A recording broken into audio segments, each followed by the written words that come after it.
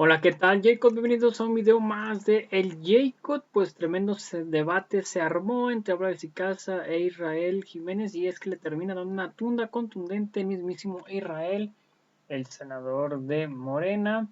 Por otro lado, Claudia Sheinbaum, todo un éxito en el G7, reunión con el canciller de Alemania de primer nivel. Por otro lado, también feliz se retira de Canadá nuestra presidenta Claudia Sheinbaum, y es que le fue muy bien, tuvo una participación muy valiosa de México en el G7. Y también así brilló, veamos cómo brilló la mismísima Claudia Sheinbaum en el G7.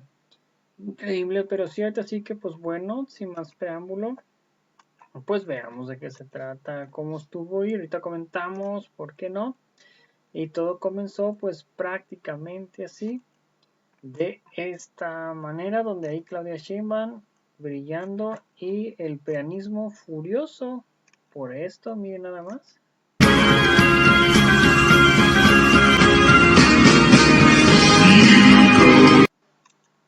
Completamente furiosos los prianistas, y es que quieren que de plano le vaya mal a México para decir, ahí está, ya vieron que no sé qué. Pero pues bueno, prácticamente Claudia Sheinbaum haciendo, pues ahora sí que poniendo en alto en México, ahí en el G7, con los hombres más importantes y mujeres del mundo. Veamos ahí con Lula da Silva prácticamente en esta reunión contundente que se hizo.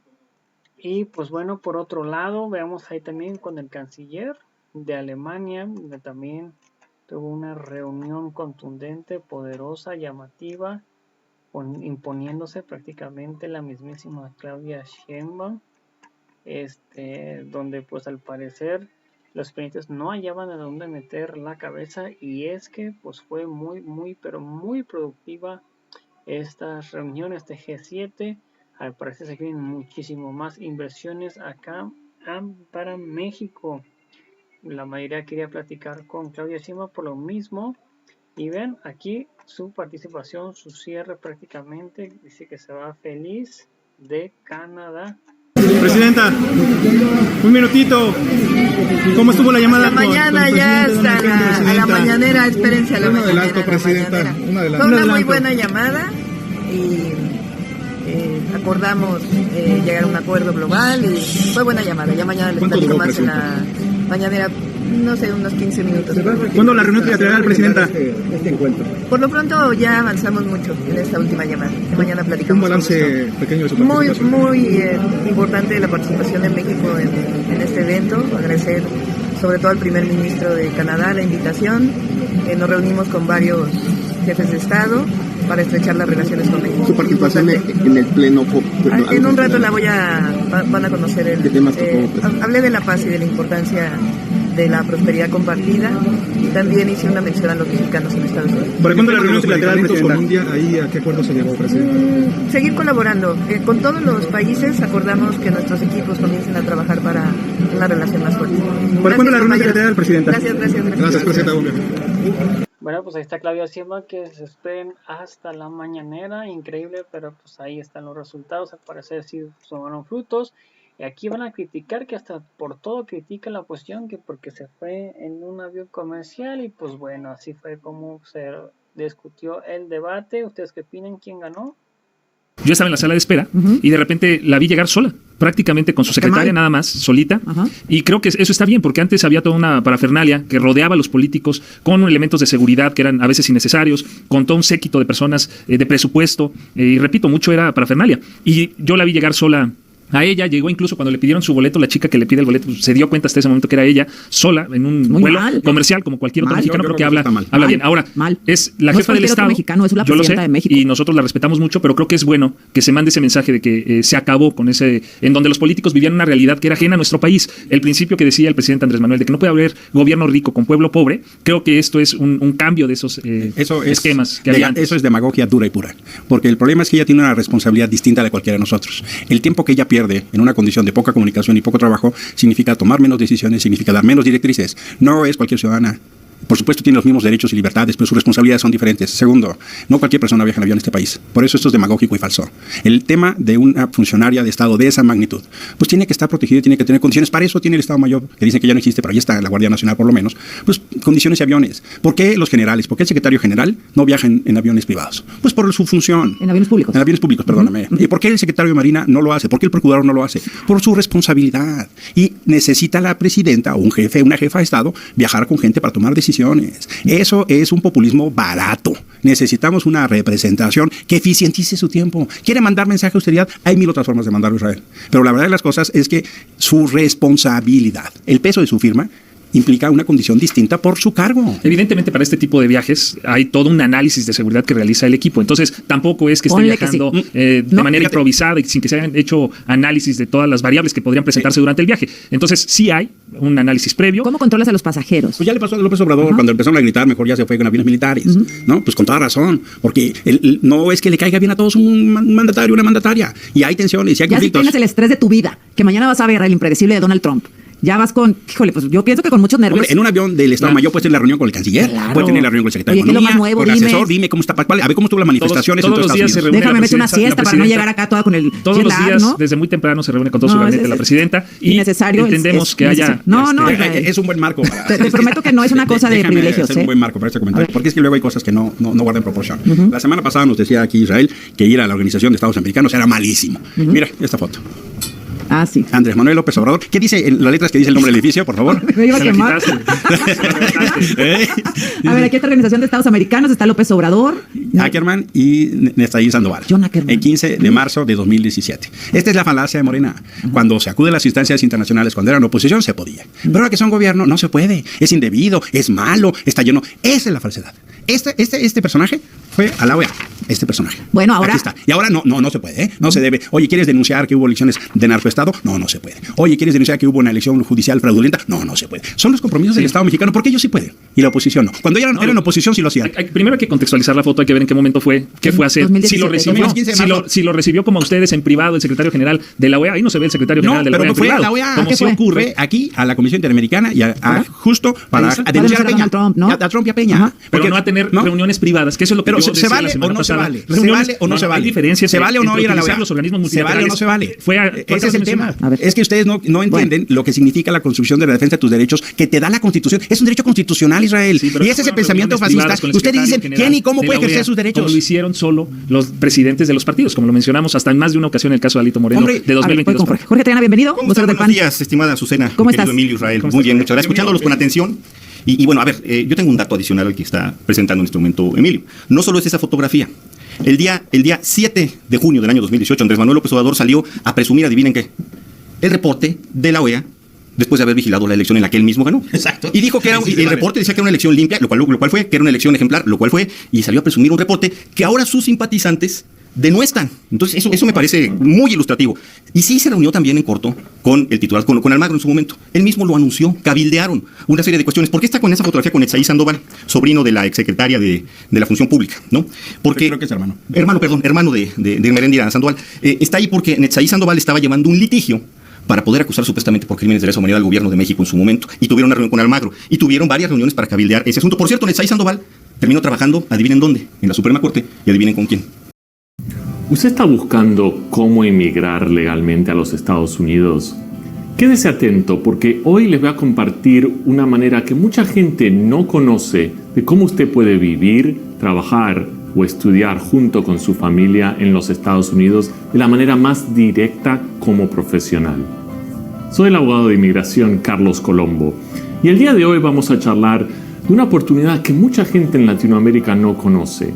Se llama la EB2 por interés nacional. Es una vía para profesionales poder vivir y trabajar en los Estados Unidos de manera legal junto con su familia.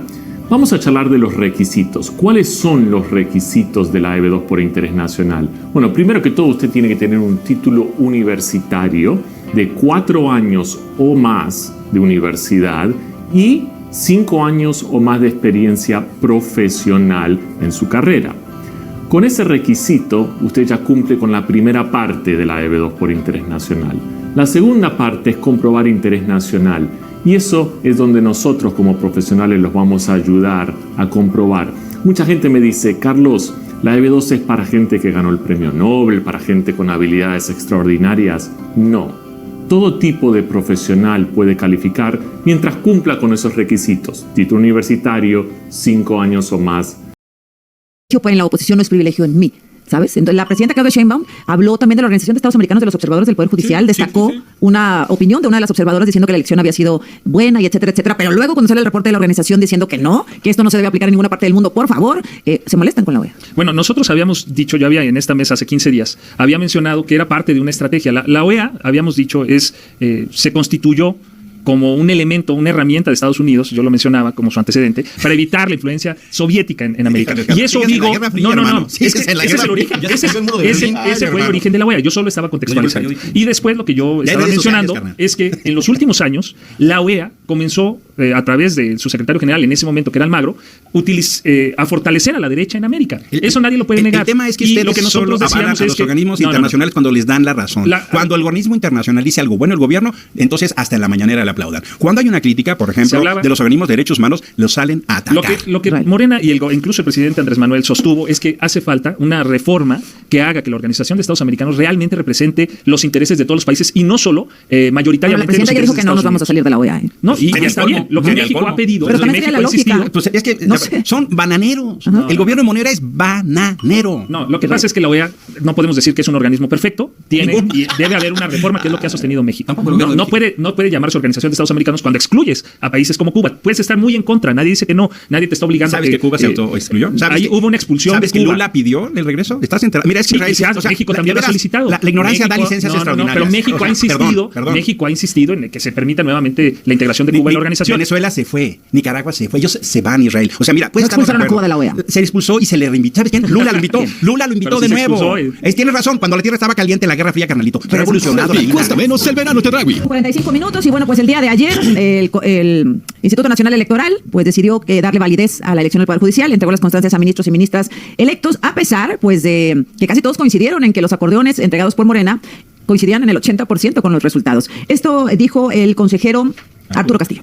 Con esto, iniciará la etapa de resultados de una elección enorme, compleja, organizada en condiciones adversas, con un marco normativo incompleto y contradictorio, sin dinero y sin tiempo, pero finalmente ejecutada con el profesionalismo y la confiabilidad que pudieron dar los 30 años de experiencia de este instituto. Fue la elección posible, no la elección perfecta. La cantidad y novedad de cargos a elegir, la complejidad de las boletas y el número reducido de casillas probablemente afectaron la participación ciudadana. También la falta de recursos para acelerar el cómputo y para implementar conteos rápidos o un programa de resultados preliminares abonó a la incertidumbre, y una legislación incompleta y restrictiva que no previó mecanismos de revisión y vigilancia efectivos sentó las bases para múltiples especulaciones, la mayoría de ellas infundadas. Estos son aspectos fundamentales que deberán corregirse para una elección futura, tanto en sede administrativa como en el Congreso de la Unión. ¿Debió invalidar la elección el INE, Jorge Triana?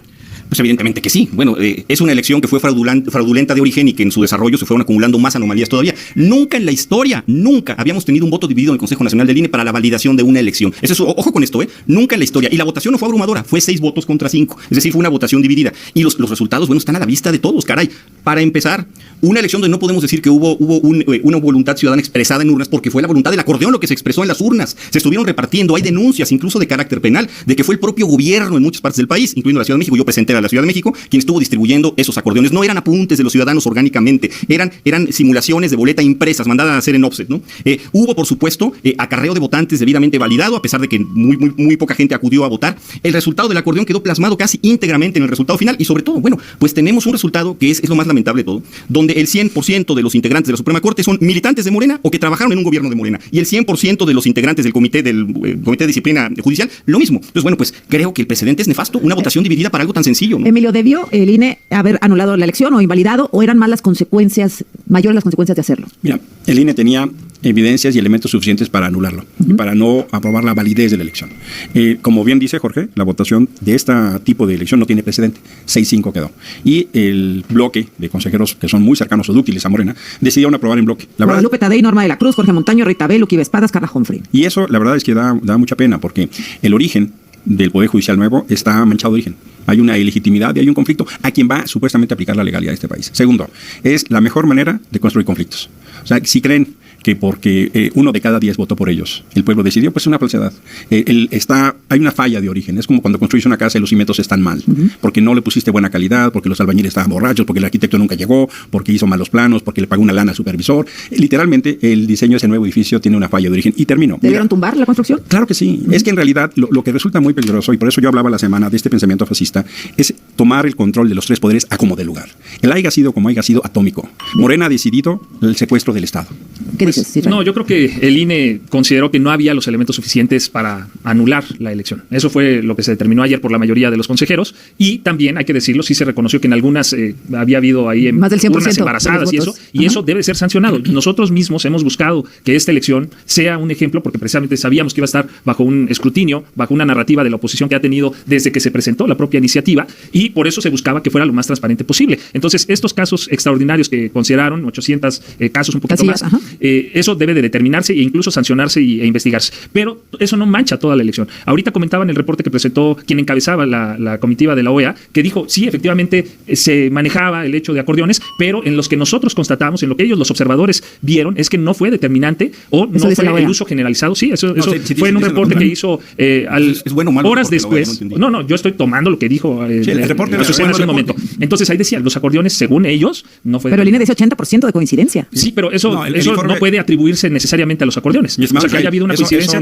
Pero, por ejemplo, el claro ejemplo es el presidente Hugo Aguilar, que queda como ministro presidente de la Suprema Corte, no estaba contemplado en los acordeones. Sí, claro que sí. Todos los acordeones estaban. Hasta en el de Celso Piña venía. Hasta en el acordeón de Celso Piña venía. Entonces, por el amor de Dios. Aquí lo que nosotros decimos es Cepillín. No puede ser. Independientemente de eso. No, es que Israel, de verdad, no digas lo obvio. Permíteme. Déjame nada más Azucena trae su acordeón para ver. Claro que sí, porque a mí también me tocó. Pues sí, aquí está, mira. Bueno, ahí Pero ese no es bueno, ese no es bueno. El tema es que lo que se determinó no fue este uso de los acordeones determinante en el resultado. Eso es lo que nosotros sostenemos. ¿Ustedes o la OEA? También la OEA fue lo que dijo. Claro que sí, yo les puedo presentar ahorita en lo que vaya el debate una declaración que hubo horas después de quien encabezaba la comitiva de la OEA. Al que descalificas el canciller. Si nos dices quién y lo buscamos acá, por supuesto. Lo que es un hecho es que esta elección, por eso ayer se hablaba, hubo votaciones con el más de 100%, hubo boletas con la misma caligrafía, hubo boletas que nunca se doblaron y se llaman boletas planchadas. Y hubo todo un aparato de Estado con recursos públicos que además demuestra un entendimiento tan particular. No hay para medicinas, pero sí hay para carreos. No hay para seguridad, no hay para becas, no hay para que los estudiantes de medicina de la Universidad del Bienestar tengan su estancia. Pero para los acordeones hay todo el dinero. Es decir, este es un gobierno voraz de poder que incumbe su responsabilidad con los ciudadanos. Y se dan baños de pureza diciendo el pueblo votó. 9 de cada 10 repudiaron esta elección. El pueblo habló y la elección rechazó. Eso es lo que tendrían que estar honestamente diciendo. Bueno, a ver, aquí hay algo muy importante. El solo hecho de que se haya debatido la legalidad y la validez de la elección en el seno del Consejo General del INE ya es gravísimo. El solo hecho de que antes eso no sucedía. Okay. Y esto se explica en lo que sí dice el reporte de la OEA. ¿Qué dice el reporte de la OEA? Que se violaron todos los protocolos de seguridad de una elección, los protocolos mínimos de seguridad. ¿Cuáles son estos? Los que tienen que ver con equidad, los que tienen que ver con que haya piso parejo, los que tienen que ver con seguridad, los que tienen que ver que haya visores para poder hacer el control de los votos, que haya transparencia. México era ejemplo mundial en eso y se violentaron todos esos protocolos en este momento. Hubo casillas donde hubo más votos que votantes. Eso es realmente increíble. Y lo que está diciendo Tadei al final, al momento que dice que es válida la elección, por eso está muy enojada ayer por las intervenciones de sus compañeros, ¿no? Está muy enojada. Digo, faltó un poquito menos para que desechara un adjetivo. Pero ella lo que dice es, sí hubo un montón de anomalías, pero no tantas, ¿no? O sea, sí, y eso, el sí hubo un montón de anomalías no lo había dicho ningún presidente del Consejo General del INE. Jamás, ni cuando ganó Claudia Sheinbaum, ni cuando ganó Andrés Manuel López Obrador, nunca. Eso es una mancha terrible con lo que estamos viendo en este momento. Y un precedente, pues grave, ¿no? Sí, para porque ya se vale todo. O sea, 2027, ¿qué vamos a hacer? 2030, ¿qué va a pasar? Israel. O sea, cada quien puede imprimir sus acordeones y repartirlos. Recordemos, esta fue una elección extraordinaria. Es la primera en la historia. No hay un antecedente incluso en el mundo de algo similar y era evidente que va a haber reformas como lo ha habido no solo en esta elección. Todas las elecciones, prácticamente después de que se realiza una elección, se observa cuáles son las áreas que se pueden mejorar y eso deriva en reformas. Entonces, lo que nosotros creemos es que evidentemente hay muchos puntos que se deben ahora, y lo decía bien ayer el consejero, respecto de que hay que hacer modificaciones a cuestiones administrativas y también legales. Entonces, evidentemente, para la elección del 27 se tienen que cuidar muchas cosas, incluyendo ser más claros en cómo pueden participar o cómo pueden realizar la campaña los propios candidatos, que era algo que muchos había incertidumbre. Hay otro dato muy interesante. La cantidad de votos nulos y la cantidad de votos no usados. No tiene precedente. Es decir, 3.4 millones. No, 23%. Es decir, no solo no votó la mayoría de la gente, sino mucha la gente que votó en el entendimiento que era una obligación ciudadana fue y anuló.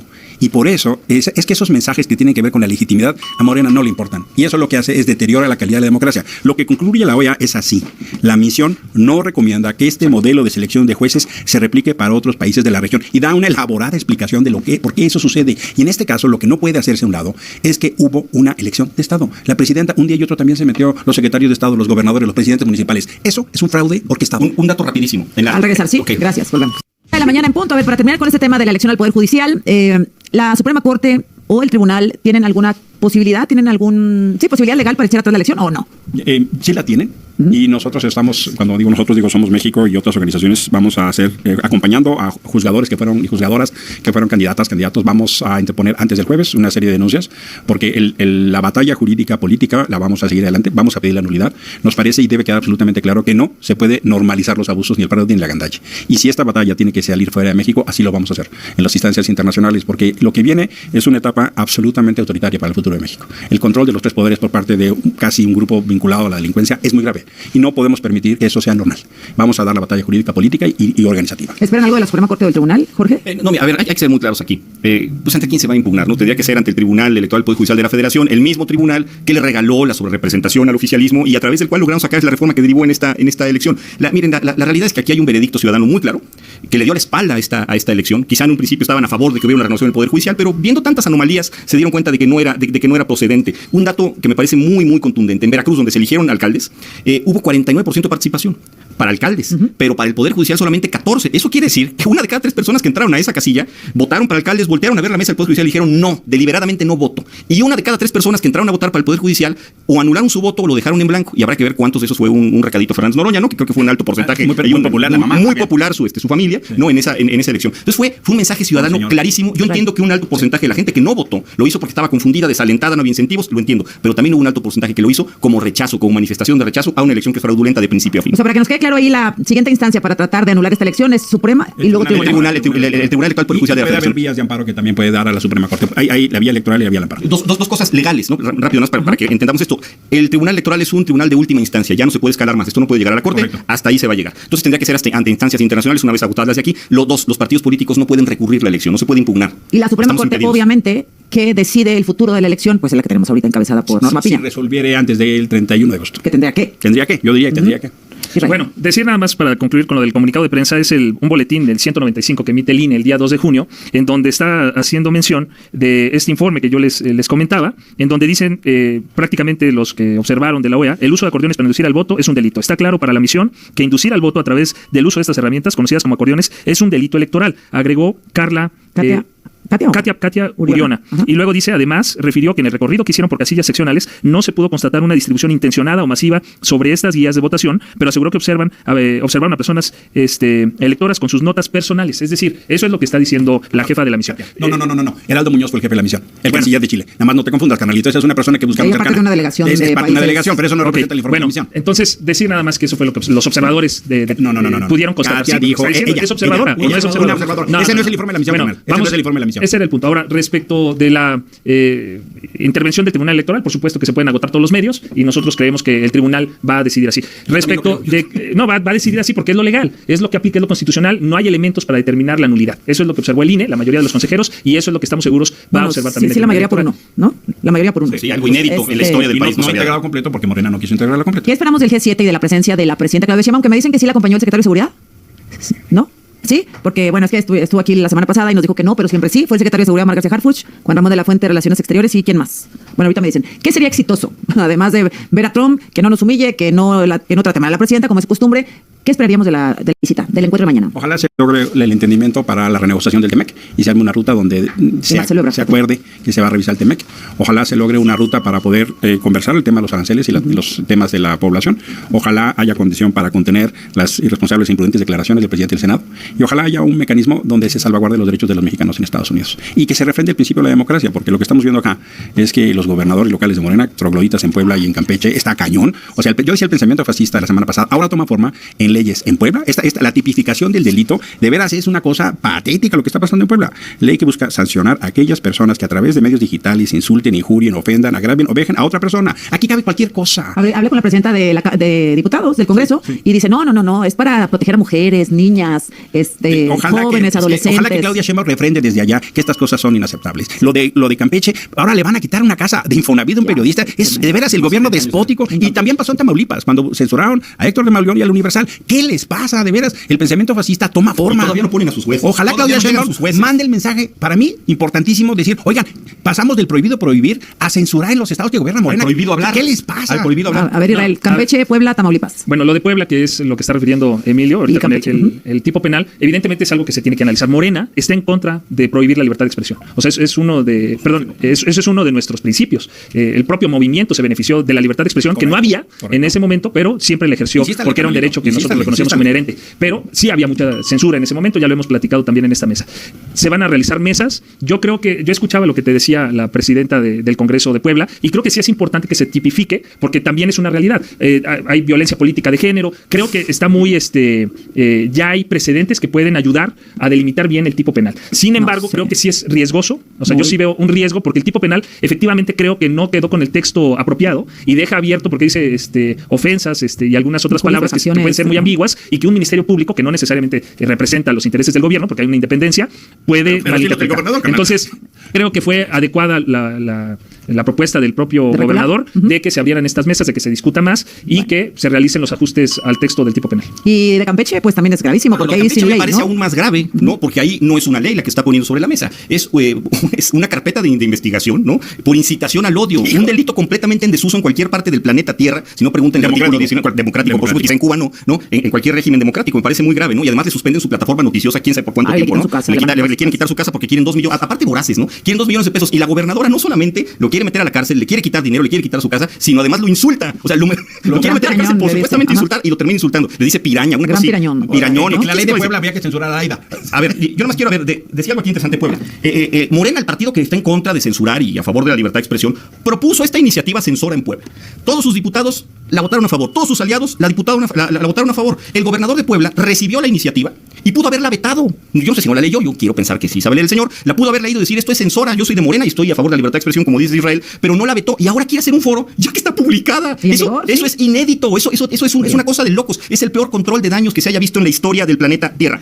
A ver, Israel, rapidísimo. La violencia política de género ya existe en nuestro sistema legal, no había por qué hacer algo más. Este delito que están inventando, que es el ciberasedio, no tiene razón de ser, no cumple con un principio que es básico para legislar. Tú lo dijiste con otras palabras, el principio de taxatividad. Bien. Todos los delitos tienen que ser exactos, se encuadran en una conducta exacta, y aquí es completamente ambiguo, no tiene razón de ser. Cerramos contigo, 45 segundos nos quedan, Israel. Pues se van a realizar estas mesas de trabajo. Nosotros creemos que sí hay un supuesto que se debe regular, que es el que te expresaba la presidenta, cuando va en contra de personas, sobre todo menores de edad. Creo que ese es un supuesto que sí ocurre, que sí se debe de regular y que sí se debe sancionar. Entonces yo creo que es necesario realizar estas mesas y ajustar el texto, que es algo que también ocurre, ¿no? Una vez que El efecto no deseado es que se van a incentivar los anonimatos. En las redes sociales tú no necesitas acreditar tu personalidad. Y entonces va a haber un boom de personas no acreditadas para los insultos. Eso en nada ayuda a la democracia y las libertades. Gracias, Emilio. Gracias, Jorge. Muchas gracias. La próxima semana regresamos.